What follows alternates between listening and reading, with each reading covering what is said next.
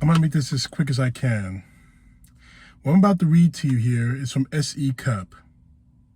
She's a conservative political pundit for CNN, but not as conservative not to realize bullshit from the Republican Party when she smells it. Take a listen. Guys, this is what it looks like when a party is out of ideas. Republicans and state legislators around the country are attempting to pass draconian voting laws that make it harder to vote, targeting especially voters with disabilities, younger voters, i.e. people who vote Democratic, and especially minority voters. The most recent legislation in Texas, which the Democrats actually blocked, was Senate Bill 7. And it was loaded up with all kinds of barriers to vote for voting restrictions to early voting, Sunday voting, voting by drive-through, and mail-in voting.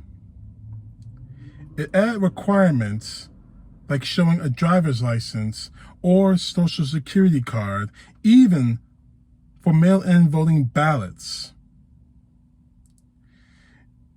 At least the applications, let me put it that way.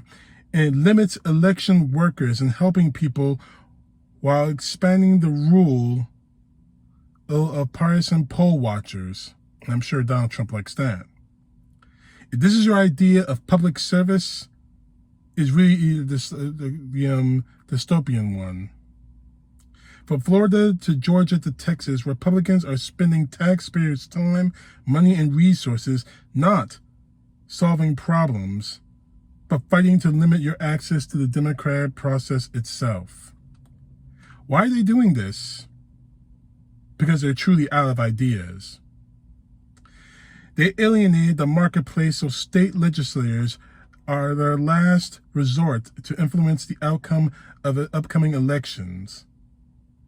It turns out that backing the former president, Donald Trump, for 4 years, backing his policies of personal revenge, lost them the House, the Senate, and the White House.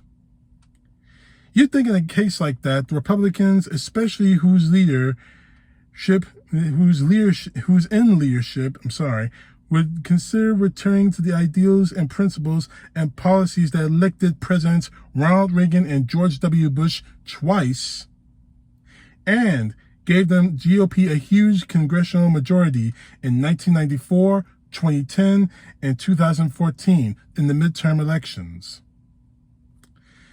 You would think they would disavow the guy who turned off so many who were once reliable Republican voters, that the party is literally shrinking. Don't take my word for it.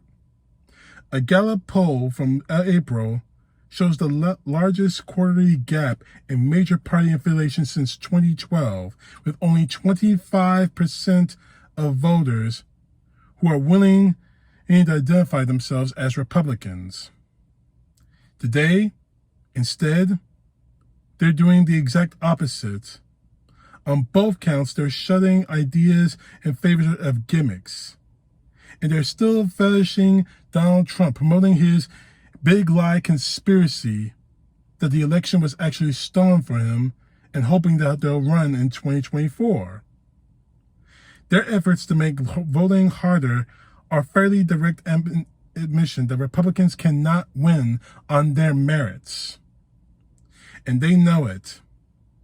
If there's so much quote unquote winning under Trump, it seems that the Republican Party is resigned to lose. So they're not even trying to sell you their wares.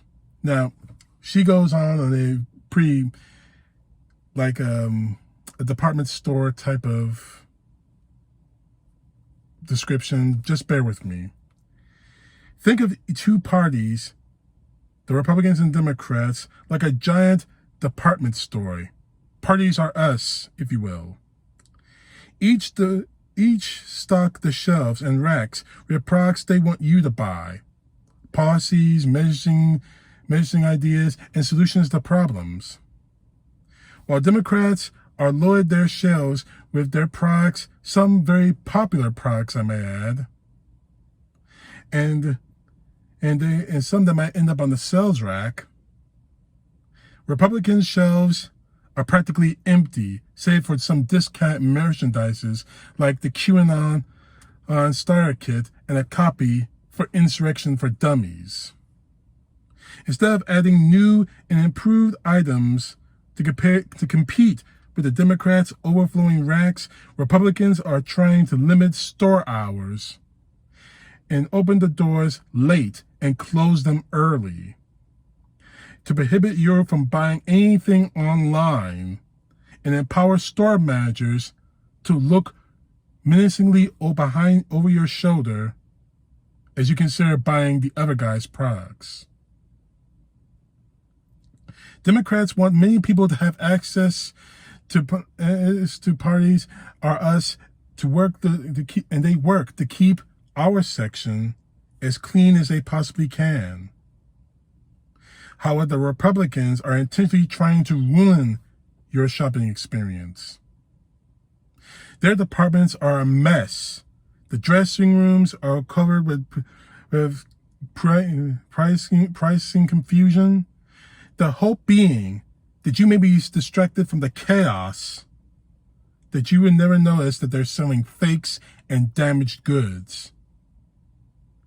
The total collapse of the Republican Party is very bad for the country. Former President George Washington warned us about this in his farewell address in the 1796 farewell address. Putting party before country, he spoke at the painful effects of the spirit of the party. Quoting him, he says, it serves always to distract the public council, enfeeble the public administration. It agitates community with ill-founded jealousies and false alarms, kindles the animosity of one party against another. And I want you to listen very carefully to this last part, because we saw that happen a few months ago. Quoting him again, and foments occasional riot and insurrection, unquote. If that sounds familiar to you, it is. The Republican Party's agenda under Donald Trump distracts you. It did distract, enfeeble, and agitate. It did start up communities and was founded on feeble jealousy and false alarms. It turned American against American. And it ended in insurrection. And yet the Republican Party appears to be content with the assurance of their own demise, backing the former president and his destructive impulses, abandoning principle and policy for more distraction and fear-mongering, and unlocking the doors of the store instead of restocking their shelves. It's a sad and dangerous state of affairs, but make no mistake about it. The Republicans are doing it all by themselves. First of all, I want to thank SE Cupp for her words here. And it's the truth. The Republican Party has done all this by themselves. They put all this on themselves. We're trying to heal our country, to bring everything together after Donald Trump nearly ripped us apart. And they're just so content to just let it happen. I keep asking Republicans, especially you know who, this question: what exactly has Jim Jordan done, aside from screaming in Congress about how it's all unfair that Joe Biden's the president? What else has Marjorie Taylor Greene done outside of his Fire Fauci bill that's not going to happen? The Republicans have done nothing but bitch and piss and moan about the last few months, while all the while doing everything they can to stay in power, especially when it comes to taking away our rights. It's not going to happen, Republicans. No matter how many times you scream, hoof, and holler, you will not take our voting rights away from us. And you're going to have a hell of a fight on your hands if you try. Because quite honestly, you think January 6th was bad? You guys went to war on January 6th because one man got unelected and unseated as president in a fair election. I know that word pains you, but it was an election. People voted, and the other guy got more votes than your guy did. I know that's painful to you, but it's the truth. And despite how many times you yell and scream and holler, nothing will change that fact. I'm going to end it with this. George Washington's warning I just read, you made it happen. And you know what the funny thing about this is? The funny thing about this is that you guys say you are the party of George Washington. You are the party of Abraham Lincoln. You're not. In either case, you're the party of Donald John Trump. Live with it. Own it. Because quite honestly, I really don't know how you're going to get away with it. Or if you're going to survive it. Survive the shame of being Trump whores. That you would sell out our country for one man. For power. For money. For more power. That is something you'll have to live with. CTP, know the truth. God bless. Peace to the left. Justice to the right.